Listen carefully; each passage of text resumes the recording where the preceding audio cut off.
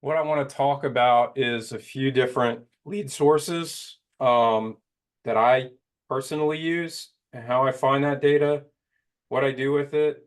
Um, and I'm giving away my secret sauce today. So, too bad for everybody that's not here today to hear it.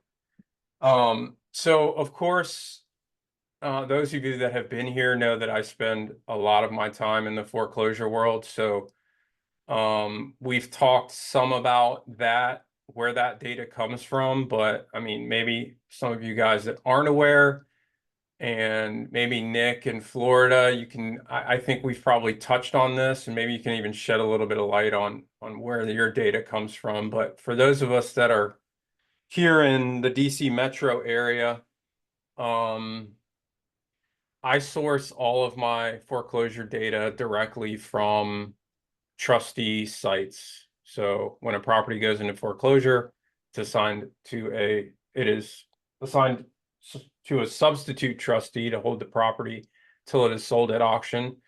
And those trustees are attorneys in various areas, but many of them, uh, here, I'll pull up probably the most populous list that I know of is BWW Law. They do Virginia sales, but I think they also do some other states. Let me see here. Uh, Maryland and DC, it looks like. So they're very much hyper local here. Um, I pretty much just look at the Virginia stuff. So Jay, for example, um, I think we've talked about this already, but it looks like if you click on this auctioneer site, whoever Alex Cooper is, he posts all his properties coming up on his own site. But I'm looking at this one, BWW. Um, the way that they are posted is by county on this website.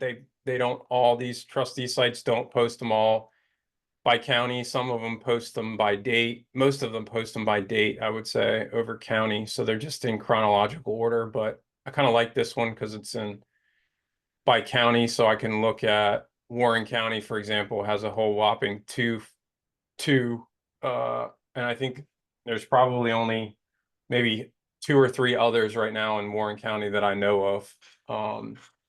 So as far as where you find the data, I have got, and I'll send this list out again tomorrow. I know I've sent it out before. I've got 1, 2, 3, 4, 5, 6, 7, 8, 9, 10 of these right now that I've found basically through my experience. And I think that's probably the majority of them here in the DC metro area that post them publicly. There are some um, that don't post them. So the other way that I find these properties is I just use pre-foreclosure.com.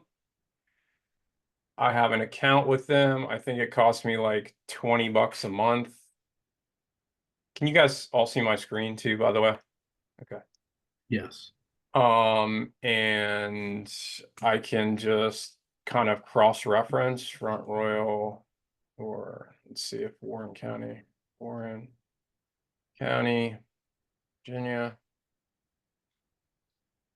I can kind of use this to cross-reference, and sometimes some of these smaller trustees, or this also has bankruptcies too, which historically I've kind of just not really paid much attention to, but I'm learning some new ways, which I may be passing on to you guys here in the near future of dealing with bankruptcies. I'm not super confident right now with that, but it's something that I'm in the midst of learning about.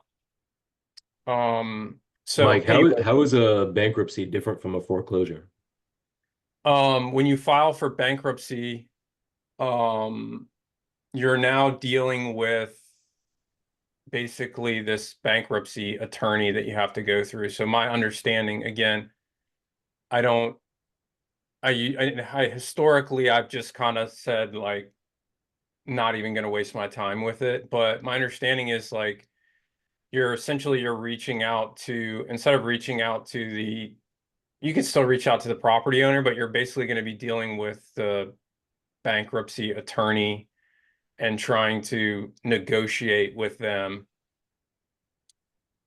Again, limited knowledge. In the case of the foreclosure, the property owner still controls what happens with the property. Once they've filed for bankruptcy, they've given up some level of control, I think, of what exactly is to happen with the house. So is the house included in the bankruptcy? Is dependent on what they can actually do with it. So in a Uh, foreclosure, I can go directly to the seller and say, hey, I see that your house is about to go into foreclosure. You know, let me make you an offer and clean this up. Whereas once they've filed for bankruptcy, it's pretty much locked down. If the house is included in the bankruptcy, the house is now locked down in that bankruptcy, and it has to be, sold through the attorney, basically. Um, Yeah, so like a bankruptcy is basically the property is part of a larger financial issue mhm. with the person who, like you said, once you go into bankruptcy, it pretty much takes over your whole life. Foreclosure means, essentially you're just not making payments on the property, Yep, but it doesn't necessarily mean you're in complete financial disarray in other parts of your life. yep. Gotcha. yeah, Yeah. a Go ahead, Mark. bankruptcy. Give us some knowledge here. What do you got?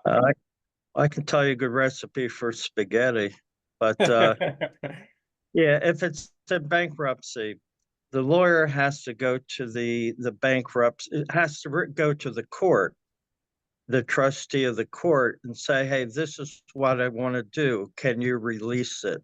And if they say yes, we can release it, then you can do what you need to do with the house. So it's a two-step process. The Yep, court makes the decision. Um, there you go. yep. And I also know that bankruptcy does not always solve the problem of foreclosure. Like somebody can go into foreclosure, decide to file, or pre-foreclosure, decide to file for bankruptcy. Even if they file, even if they follow through and go through with the bankruptcy filings. What a lot of people do is they file for bankruptcy, but then they don't, report, and the property ends up back on the foreclosure list. Well, even when they do actually file bankruptcy and go through that whole process, that doesn't prevent the bank from then foreclosing on the property ultimately. So, um,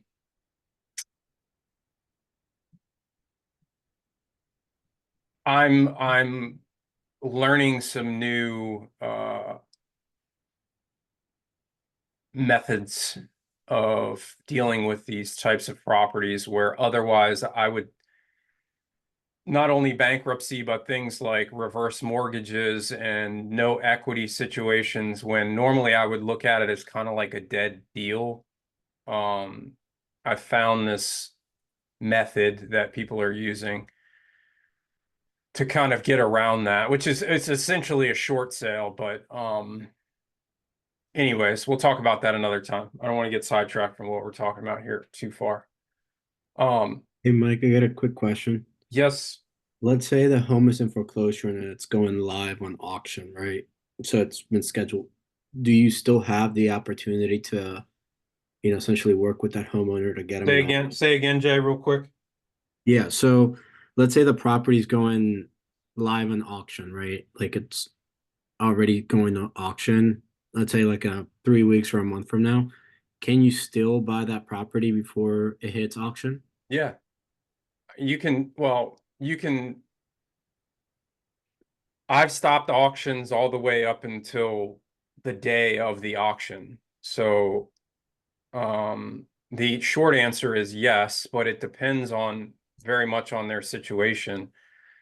Um, what they owe, if it's a deal or not. I mean, But yeah, you can help them to stop an auction all the way up until hours before the auction if they're able to do it. And again, one of the ways a lot of people do that is by going to the courthouse and filing for bankruptcy, or filing what people call a shell bankruptcy, meaning that you're basically just going in there, making the filing to buy yourself some more time. And it might buy you another 30, 60 days. But you can also, a lot of the times, if you can get somebody to agree and sign a purchase agreement, that in and of itself will be sufficient for a bank to stop a foreclosure. If you can get the agreement signed and get it to the bank and get them to approve, essentially approve the sale and stop the foreclosure, give you a little bit more time. Like if you send them a contract, 24 hours before the auction, your chances are slim. But if you can send it to them 2 weeks before the auction Mhm. and say, hey, we've got an agreement, we've got a purchase and sale agreement here. Here's the price. It covers your debt. It covers the lien. Will you guys give us, 30 days to close this thing? They don't always, but they may postpone the auction and give you the time that you need to get it to closing. So Got it. Yeah, my Okay. question was gonna be based on that, just like how much time in advance do you need to even try to delay the foreclosure? Because I understand you can do it the day of, yeah, but you had to have started the process probably like a couple days before, right? everything takes forever. Yeah. So,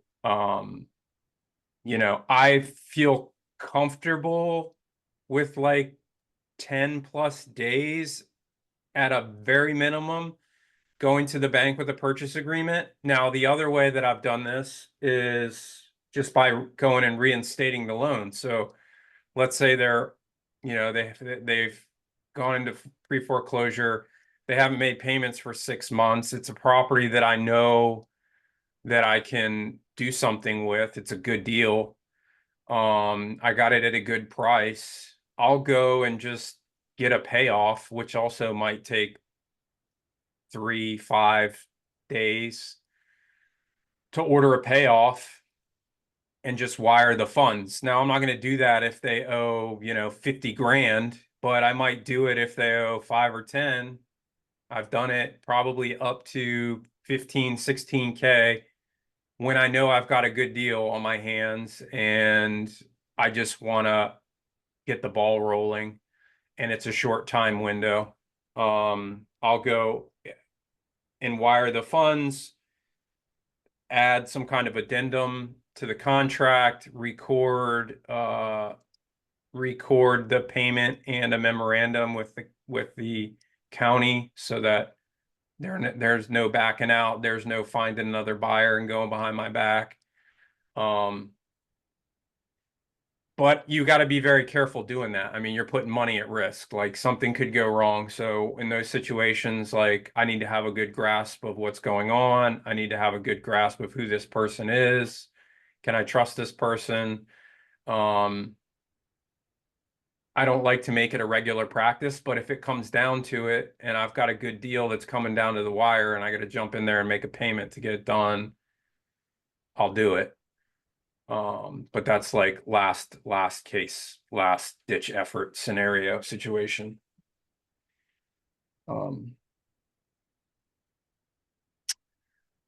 So we've got the trustee sites. Oops, we've got the trustee sites with all the data listed chronologically, listed by county.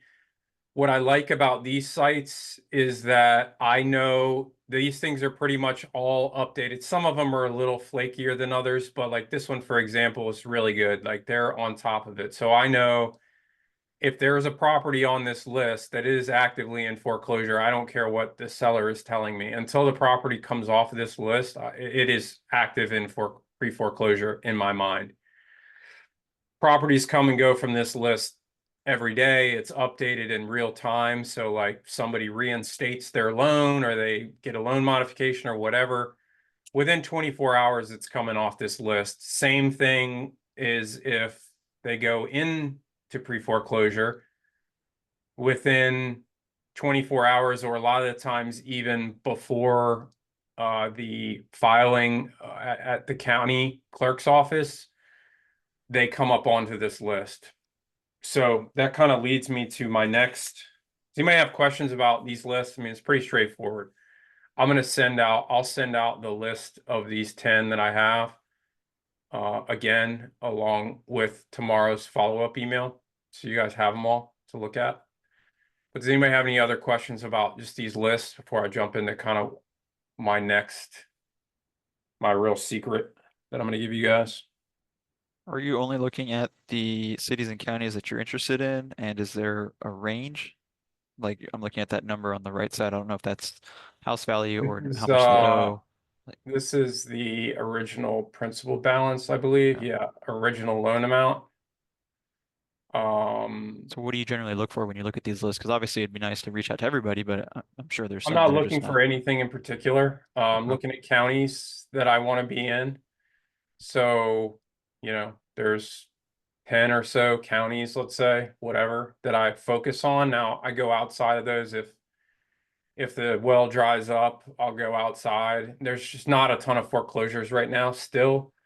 But I will damn well be prepared when there are, because I've been doing this now for several years, and the numbers have been down. I mean, the numbers are just down right now. So there's not a ton of these. So I'm looking at a bunch of different counties. Other than that, I mean, I can kind of go through my process a little bit real quick. I've got somebody working on, I've been talking about this for a while, but I haven't ever done it. I've got somebody working on just like a little scraper for this data, so I don't have to go in here and manually review it and scrape it all the time. Easily a task that a VA could do. I've had VAs doing it at times, but I've just kind of always gone back to, because there's so few of them, like I can kind of just track them on my own. But Nick, to answer your question, there's really nothing here that would preclude me from looking at any property on this list.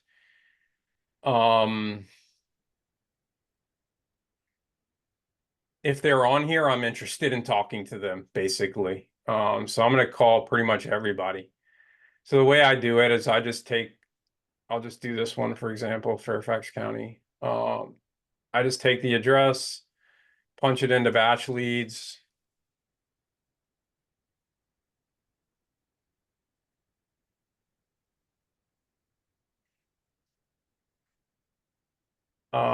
Pull the property up.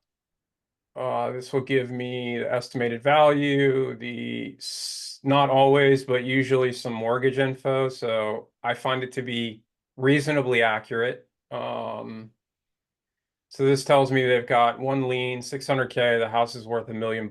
That's ARV typically. So that does not take into account the condition of the property. And then I'll go into the sale and loan data.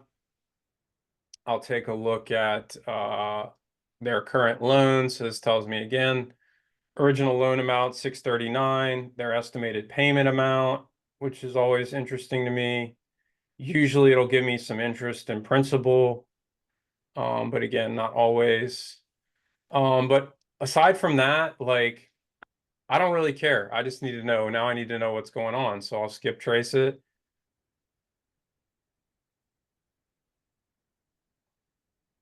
I'll get some phone numbers. I'll call through all these. I might get a couple emails. If I don't get anybody on the phone, I'm going to send a couple emails. I'll cross-reference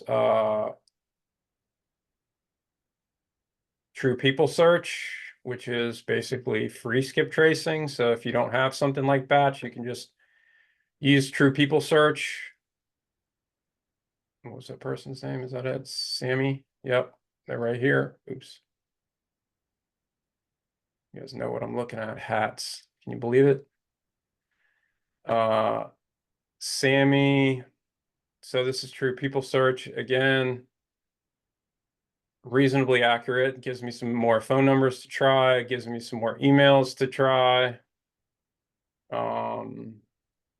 Gives me also what I like about True People Search, relatives. So if I can't get a hold of Sammy, this lists maybe his spouse, maybe some kids. And then the other one I use is cyber background checks. It's basically the same thing. Seems to be the same, pretty much the exact same, even, I don't know, developer or whatever you call it, but sometimes there will be additional phone numbers, emails. So I will check cyber background checks as well, see if there's any additional numbers, any additional emails, and start calling.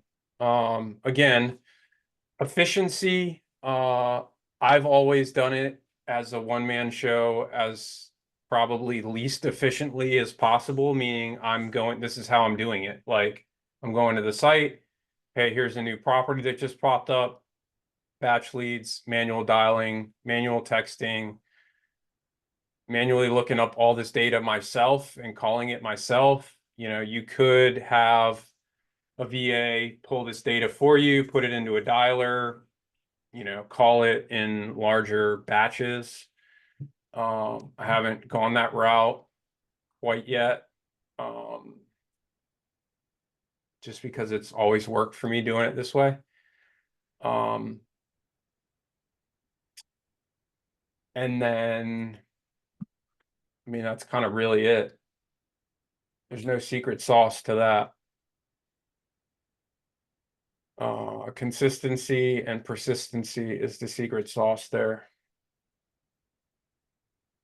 You know, you identify a good phone number either via voicemail or really, I guess that's the only way if you're not having a conversation with them, or even if they tell me to screw off, like most people do, they go into my CRM system as a new lead with a drip campaign follow-up. Because with foreclosure, we know that most people don't want to lose their house to foreclosure, and most people will tell you that they're not selling their house, but well, right now, most people, I would say, are able to figure out a solution because most people have equity in their homes right now.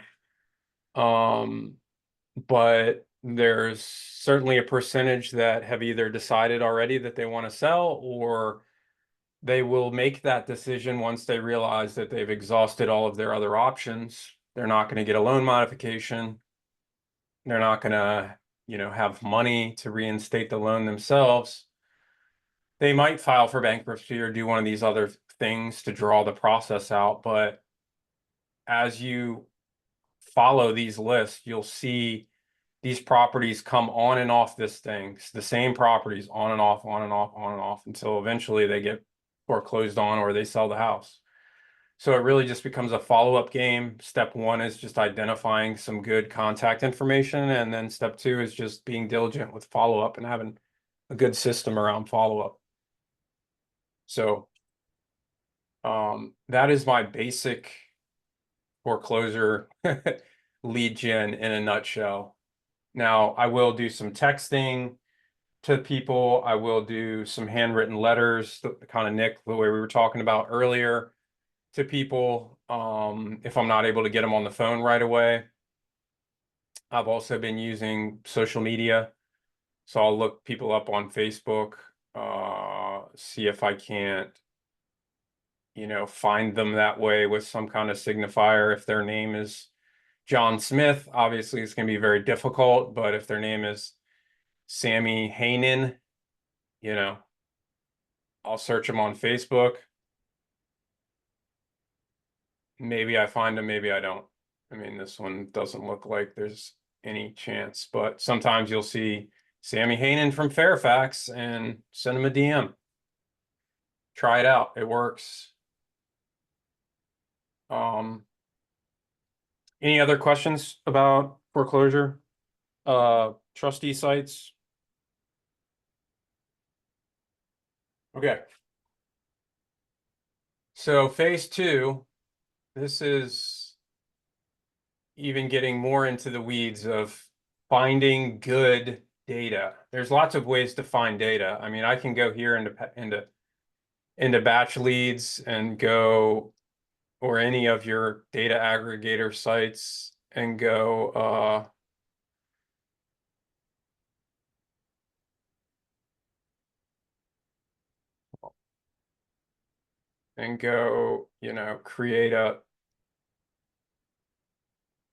create a search.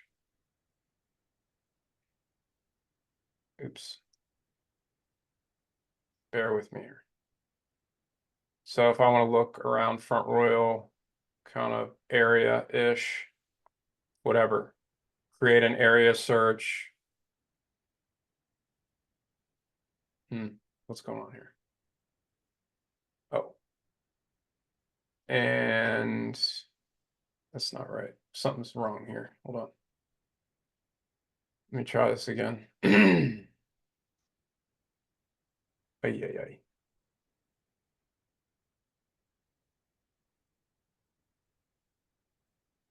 Where are you, Virginia?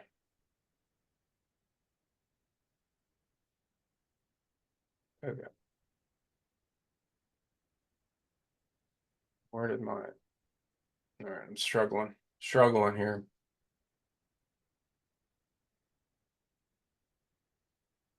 Why can I not property search? Okay. Sorry about that. Create my search area. And then it'll show me there's 13 foreclosures. I mean, this is not a bad way to do it. What I will say about services like batch leads, PropStream, whatever, pick your poison, is that the data is never going to be as accurate as these trustee sites. It's always going to be lagging by a couple weeks, several days, or more. And I just want to have accurate data. So, it's fine to pull lists from batch leads. I mean, this says there's 13 foreclosures in this little area that I just searched. It could be that maybe a handful of them or most of them are appearing on this list, but I guarantee you, if you looked up these 13 foreclosures, probably half of them, or I can tell you right now, because I know basically everything that's in foreclosure. This one's no longer in foreclosure. This one is, this one's not. Like, most of these are no longer in foreclosure. Actually, there's 1, 2. This one already sold at auction. 3. There's 3 out of the 13 that are actually still in foreclosure right now. So if that gives you any indication. Have all of these been on or off the list? Yes, but they're not active. And that's not necessarily a reason not to contact them either. So, maybe I'm the fool here. One interesting thing, an interesting nugget that I'll share with you guys that is actually making me reconsider my last statement, is that I have a deal under contract right now. It's supposed to close in whatever this week. It was on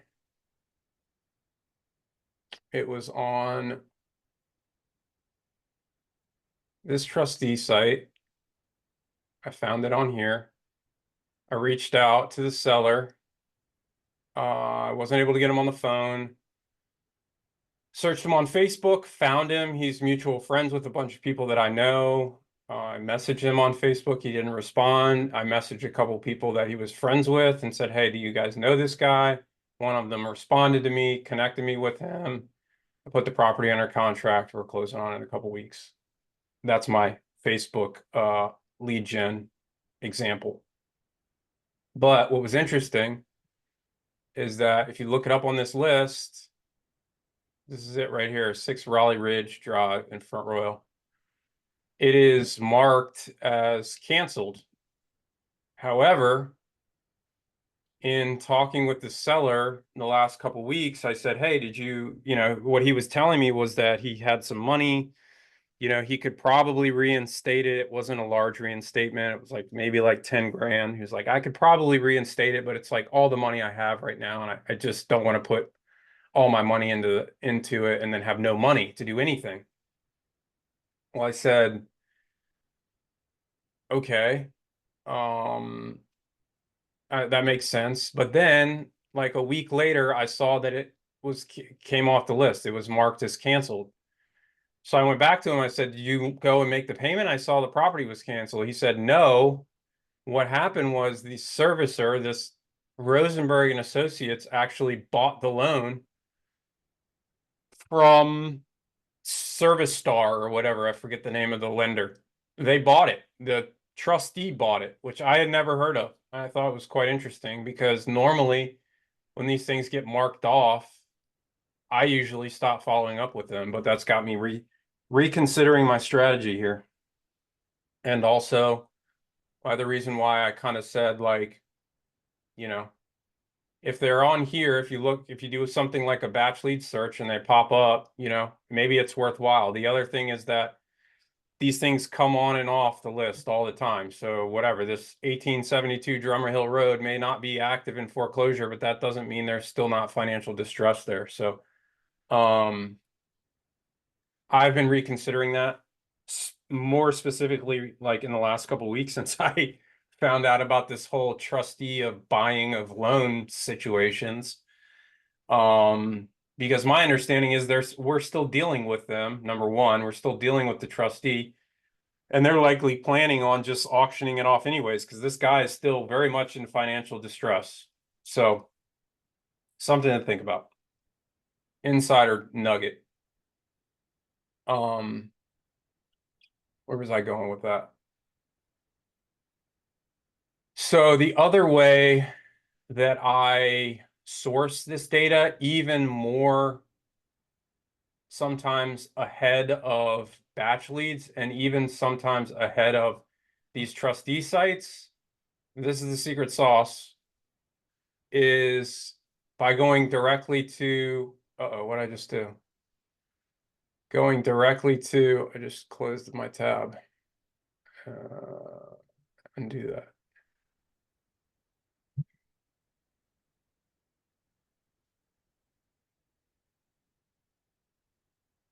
Okay. I'm losing it. Oh, Jesus. The circuit court website. So you can go into this RIS web here. I'll put it in the chat for you guys.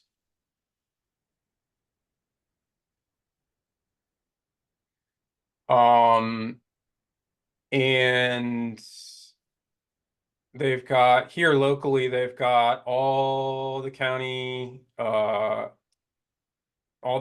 that are available. Now, I am currently only subscribed to Warren County. It's like, I think it's like $200 a year, and there's some paperwork. It's a little bit of a pain in the ass, but I've gotten a ton of deals out of this just by having access to this data. I don't think that a lot of people do this. I think probably a lot of the aggregators, this is the way they do it, but I'm going to teach you guys how to do it yourselves, because I kind of taught myself how to do it. And it's not super complicated, but it's like there is no better data. So for foreclosures, you can go into the deeds and you go to your whatever county. Once you get a subscription, you'll have access here, and then you can go into the deeds and land records section and just do a search. Like I usually will search, because I'm so on top of these things, I'll usually search like the last 30 days of data. and it's going to give me a list of a lot of stuff. So what took me a while was figuring out what the hell all this stuff was. Now I know. Records all the deeds of trust, it records refinances, it records some notices of lis pendens, which sometimes is an indication of financial distress, which you can take a look at. But what I'm looking for is, let me do this. Instrument type is substitute trustees. Trustees on foreclosure deeds is when people buy properties at the foreclosure auction. And this guy, FFC Properties, buys like every single property right now in Warren County. It's kind of driving me crazy. But this is what I'm looking for, substitute trustee. This is the document that is filed when there's been a substitute trustee appointed to a property. So what I'll do is kind of skim through this, and I'm looking for the property owner, Brian and Kathy Jenkins. No. Is that right? Yes. And then the way that I find their information is through, I had all this stuff pulled up and I don't know what I've done to my tabs. Nope. Jesus, sorry. GIS. The Warren County GIS. So you can do this in any county. This applies to any county, any probably state, I think, Nick, for your purposes. And I'm just gonna search Jenkins. What was it? Kathy and Brian. Brian and Kathy. 89 Redmond Lane. This was recorded. I don't even know about this one yet. This was recorded when? On today. This was just recorded today. So nobody go and steal my lead. Brian and Kathy Jenkins, their property was just appointed as substitute trustee, 89 Redmond Lane. Actually, this sounds familiar. I'm wondering if this is one that's come on and off the list, but I'll go search for that property.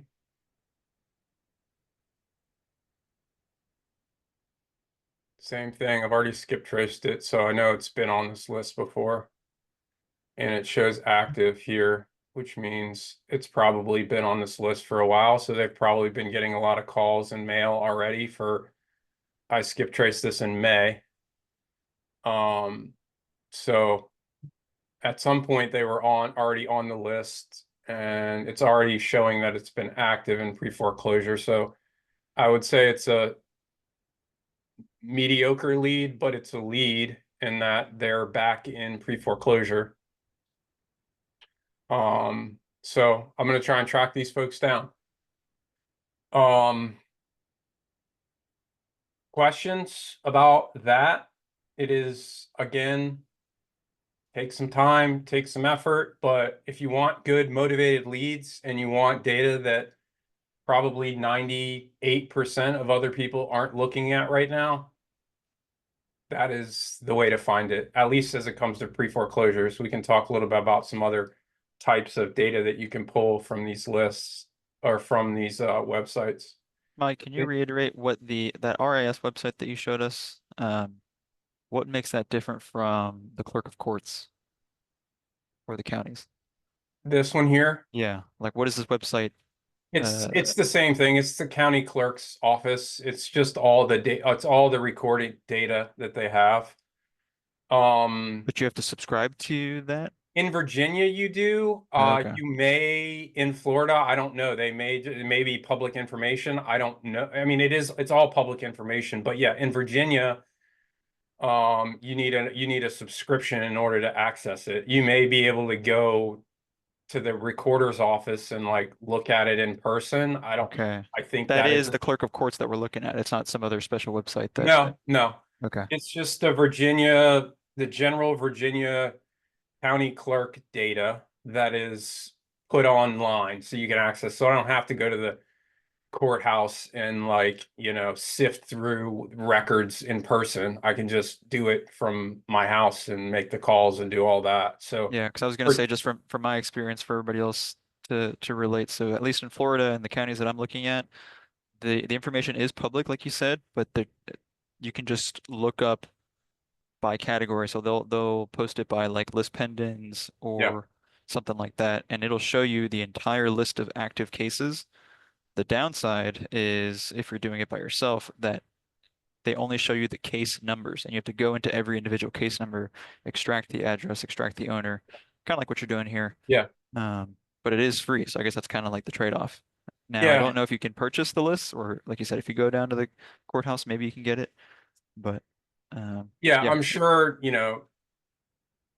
I think the barrier is the amount of work, and right. like this is not something that I would recommend to, somebody that is doing volume. Like there are better ways to do this at scale, but for those of you that are looking for your first deal, like this is how I found my first 20 deals, is by doing it this way. And in Like, some ways, that's better because there's less yeah, competition because people don't less want to do the work, competition. yeah, Yeah, to extract the exactly. So information. it's like, you know, to me, it's worth it. And in general, I'll probably do this forever in some way. Figuring out better ways to do it is kind of where I'm at. So I'm like kind of working on that, whether that's hiring a VAs to do it, training them, or having some kind of software or something built that will scrape the data for me. Um, I don't know yet what that looks like, but this is how you do it manually, and it definitely works, and it's definitely better data than you're going to get from batch leads or from any of these other sites where you're buying data. Um, so, um, but good point. And thank you, Nick. And every state, again, is probably going to be different. There's different websites, but just look up your state's clerk office, figure out how you get this type of data, and your county's GIS website. I mean, they're all pretty much the same. I do it in different counties. I've tried it in different states. It's essentially the same thing, just different places where you access it. Um, So the other thing you can do here, and another way that I've been getting deals, is by looking at the wills and fiduciaries. So this is like probate stuff, the good stuff, the real secret stuff. This is some of the hardest data to come by and some of the harder data to sift through, but my Strasburg Road deal that we just made, that we're going to make 50 grand on, came from this activity right here. Same thing, just looking at wills and fiduciaries. I'm going to do a general search of the last 3 months, and you could even with this, you could even go back further. But this is going to give you lists of heirs, which is great data. So Barbara Seelock. Hold on a second. I wonder why she hasn't answered me. She died. She's in my system. Sorry. I've been trying to get a hold of her, and she's no longer with us. Okay. Um, hmm. So Barbara Seelock passed away on August 23rd this year. Here are her heirs. I know she owns a couple properties. I'm gonna look up the same way. It gives you an address, so you can look them up by their address, send them a piece of mail. You can look them up by name in True People Search or cyber background checks, call them. You want to be uh compassionate. Try and,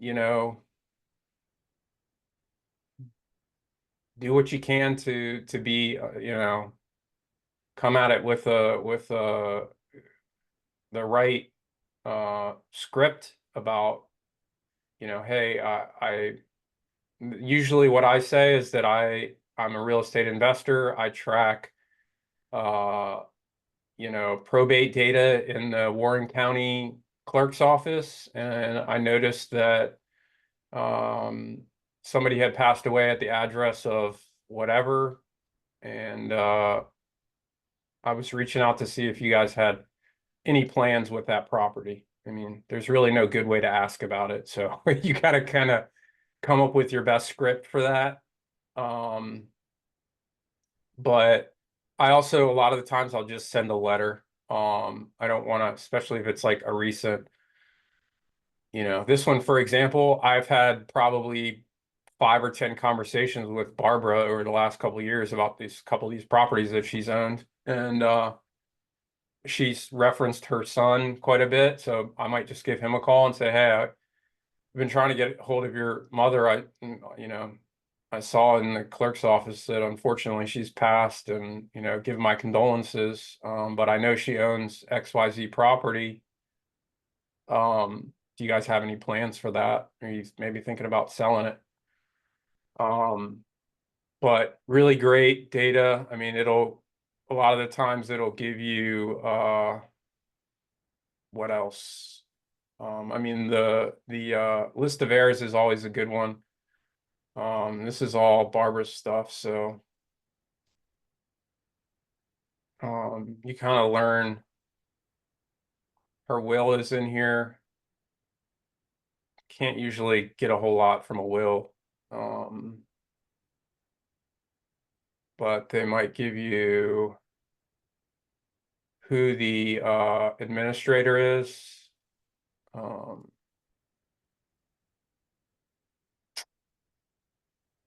Let's see that document in here, but same thing. Really good data, accurate data.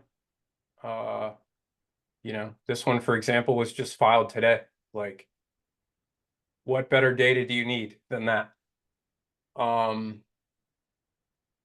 And probate data, again, is some of the harder data to come by, because I think a lot of people don't, there's no good way to like pull this data.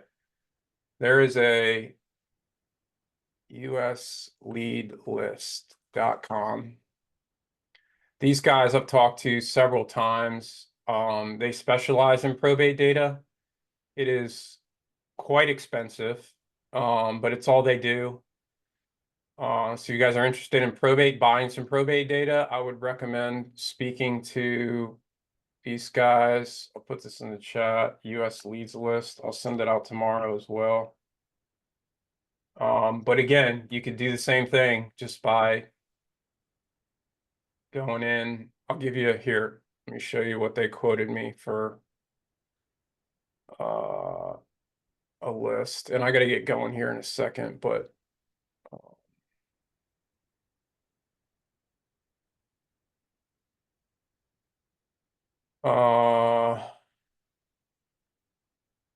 so commitment fee of $2,000 basically up front. And then monthly, I got a bunch of counties in here.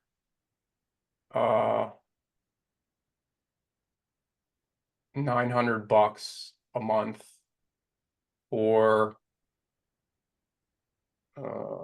what looks like 10,000 records. That includes some West Virginia counties as well. But again, really good data. These guys specialize in this stuff. Forget where I heard of them, but they're legit. It is expensive data, but I think they send you like monthly updated lists as a part of your commitment. And I don't remember, it's been a while since I've talked to them because I was hesitant to pull the trigger on that data just based on the cost up front. But I probably will at some point. This was in April that I talked to them last. So, but between the foreclosure data and this probate data, like if you guys want to find deals, you guys want good, accurate, up-to-date information, like this is the way to do it. What else can I say? Anybody have any questions? I gotta get going here. I got like 2 or 3 minutes. Mike, what's your relative success rate with something like this? Like, do you have a percentage of success as far as like how many leads that you've spoken with? Is it 1 in 50, 1 in 100? I would anything say it's like that? probably much lower. The hard part, as always, with this data is number one, finding a good phone number, getting somebody on the phone, I think last week I've been really trying to stay focused on my lead gen and time blocking the last couple weeks. We talked about this the last couple weeks, like staying focused on lead gen, try not to let my lead gen dip off. So I've been spending, I don't know, 3 or 4 hours in the afternoon just doing this activity. I think I'm probably pulling like 5 to 10 leads a week, meaning like I'm having conversations with people. That's specifically with foreclosure. Those are leads to me. I don't care if they tell me, no, I'm not selling my house or not. Like I'm having a conversation with somebody about their house. That's a lead to me in a pre-foreclosure situation. And then lead to conversion, I would say it's probably more like 20 to 1. The one thing that I'm doing right now is really focusing on tracking my data, where in the past I've just been go, go, go, go, go, and I haven't really been diligent about tracking personally. But for scaling and for my own business, like I know I've known I had to do it, but I'm getting really diligent and granular with my data tracking. So I don't have like, I can't tell you exactly, but I'm guessing wise, like if I spend 3 to 4 hours a day, I'm pulling 5 to 10 leads a week. And then I probably will close a deal in, I would say 20 to 25 leads. So it might take me 2 to 3 weeks of this activity to get a deal. And then from there, it's just scale and follow up, like, try and get that conversion number down. Yeah. That's good to know. Appreciate it. Yep. Anybody else? Before I jump off? This, Hopefully, yep. this is awesome. Thank you. Cool. Yeah, I mean, like, I don't think I've really shared this in depth. I know I've gone through the process with foreclosures, but I know I haven't shared the GIS, I mean the SRA stuff, which is secure remote access to like county clerk stuff in one of these trainings yet. Not that I'm like, not that it's a secret, but I just haven't covered it. But like I said, this is my method, and this is what has gotten me deals fairly consistent. It is not the consistency of me getting deals. It is 100% the consistency of me doing this activity consistently that has held me from doing more deals. But I can tell you without shadow of a doubt that doing this has led to probably 95% of my deals, this activity right here with pre-foreclosure and probate. And the probate side is newer. I've definitely pulled a couple deals that way, but I'm much more tuned into the pre-foreclosure data that I am the probate data, mainly just out of the time that it takes. But you can do the same thing with probate. And so all I can tell you is that it works, and that if you do this activity and you build your pipeline, like deals will come, and this data doesn't get any better. Like you can't find better data than what is going direct to the source. So with This is that, the type of training that I would go back and rewatch several times. So I'm yeah, probably going to do that. yeah. It's recorded. Fortunately, I remember to Yeah, record. yeah. So I'll send out the follow-up tomorrow. It'll be in the I mean that in a good way. Like, yeah, those are only the best trainings that you go, okay. It's like watching a movie, you want to learn more about it. It's like you didn't see something the first time you watched it. That's how I feel about this. Like I was doing my best to take notes and keep yeah. along, but I'm gonna have to go back. But this was Try it. Let me probably one of the know. most detailed trainings I've been a Yeah. part of. Try it. Let me know. Ask me questions. If you're running into stuff like these lists, the first like handful of times I looked at these lists, I was just kind of like, what am I even looking at? But you start figuring out, you start reading through the documents, figuring out what things are, what they mean. If you have questions, ask me. I'm happy to explain what I know. But there's really only, with the foreclosures, you're looking for substitute trustees. That's really all you're looking for.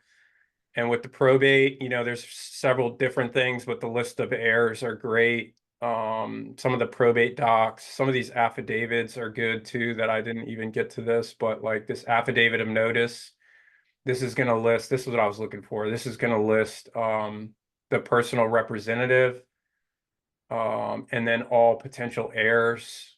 So you could reach out to any or all of these people, but ideally I want to be reaching out to Patricia Legier, who is the personal representative of the estate. I mean, doesn't get much better than that. And you've got 5 other people that you could potentially reach out to about this estate. So cool. I gotta jump. I gotta go grab my kids. Let me know how it goes. Let me know how I can help you. And let me know if there's anything else we want to cover in the next training or two. Just hit me up. I gotta jump, but I'll see y'all next week.